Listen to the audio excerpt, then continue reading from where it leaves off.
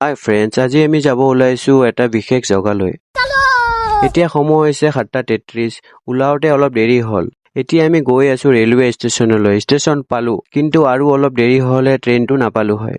ভাগ্য ভাল, টিকেট লৈ উঠিলো ট্ৰেইনত। উঠিয়ে মনটো অলপ ভাল লাগিল, কিন্তু বহিবলৈ চিট নাপালো। তাতে আকৌ মনটো বেয়া লাগিল। মোৰ লগত কিবা না কিবা এটা হ'বই মানে। তেতিয়া এটা ভাল মানুহ লগ পালো। তেওঁৱে তাইক বহিবলৈ দিলে। তাই ৰাণীক লৈ বহিলে, ৰাণী তাতেই শুই গ'ল। তাৰে অলপ পিছতে আমি পালো আমাৰ লোকেশ্যন। সময় হৈছে 9:14। কোনখন ষ্টেচন হয় গেছ কৰক, কমেণ্টত লিখিব।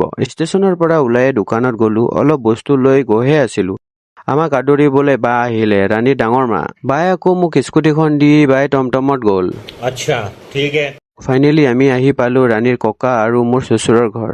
সময় 9:40। মোৰ আকৌ পেটত চুহা দৌৰি আছে। ঘৰত সোমাই কলকে খাই ললো। তাৰে পিছত ৰাণীয়ে ককাকৰ লগত খেলি আছে, মাকে কিটচেনত কিবা বনাই আছে। মোক নাস্তা দিলে, পুৰি আৰু আলু ভাজি আৰু লগত ভোট জলকীয়া। মোৰ জীৱনত চাগে পুৰি ভাজিয়ে লিখা আছে। কি কয় ফ্ৰেণ্ডছ?